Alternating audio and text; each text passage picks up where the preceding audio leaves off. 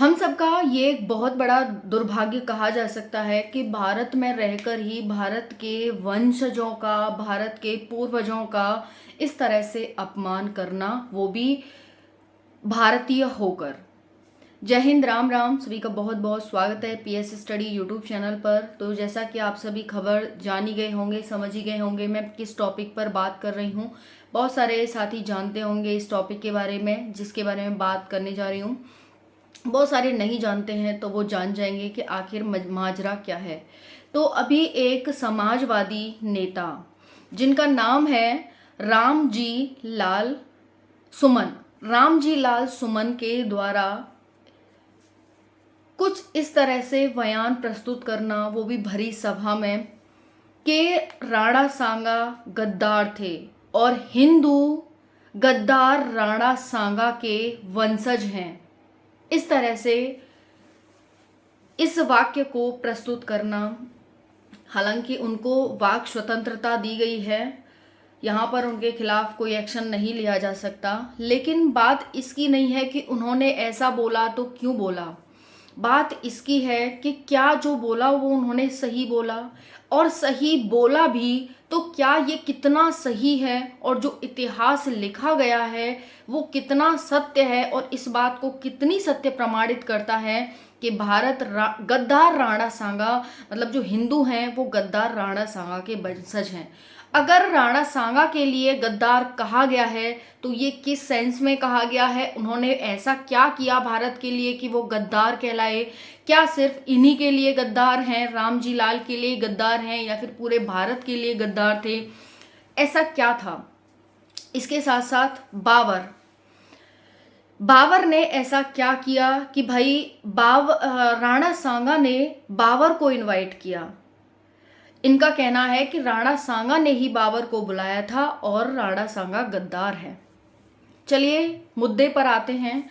तो अभी हाल ही की न्यूज़ है, ये बड़ी सभा में उनके द्वारा इस तरह से शब्द इस्तेमाल किए गए। हमारे लिए ये जानना जरूरी है, एक बात बताना, क्या पाकिस्तान में कोई ये कह सकता है कि भाई बाबर गद्दार था? क्या कोई कह सकता है? आप ही मुझे बताना, ठीक है। तो हम कैसे अपने पूर्वजों के बारे में ऐसा सुन सकते हैं, कैसे सुन सकते हैं, आप ही बताइए मुझे। मैं तो नहीं सुन सकती भाई, ठीक है।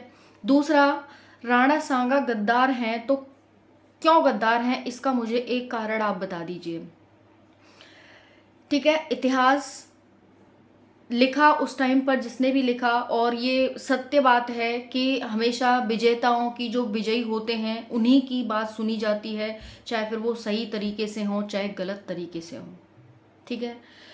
जिस तरह से एक बच्चा पेपर में पास हो जाता है और एक फेल हो जाता है, जबकि पढ़ने वाला बच्चा ने मेहनत उससे ज़्यादा करी थी, लेकिन किसी कारणवश या धोखे से, या फिर कह सकते हैं चीटिंग से, जो बच्चा पास हो जाता है, नाम उसी का होता है कि इसी ने मेहनत करी थी और यही राजा है, और ये मतलब यही सब कुछ है।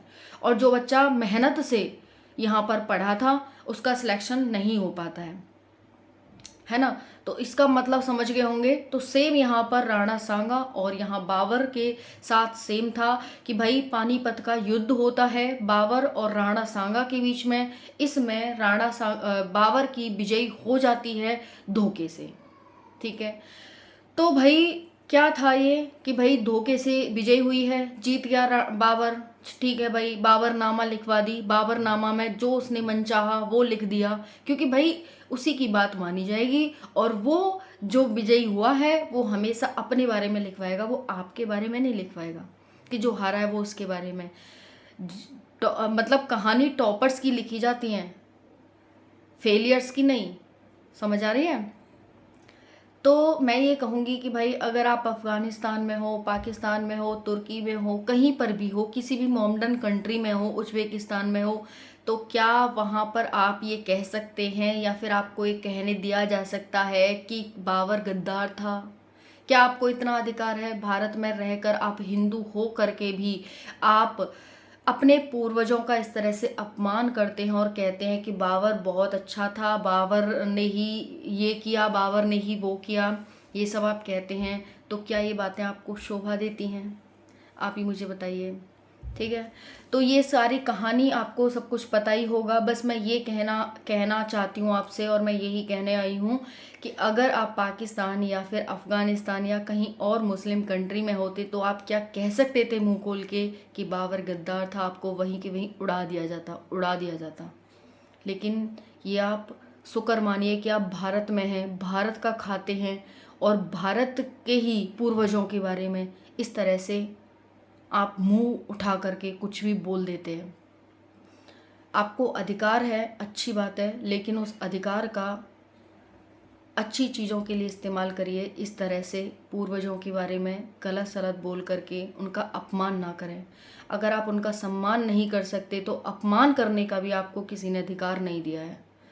तो कृपया करके जितने भी नेतागण हैं उन सब से एक ही रिक्वेस्ट रहेगी कि आप सब सम्मान करें। आप तो अधिकारी नहीं है सम्मान के, लेकिन जो अधिकारी है उसको अधिकार दें और उसका सम्मान करें। जय हिंद।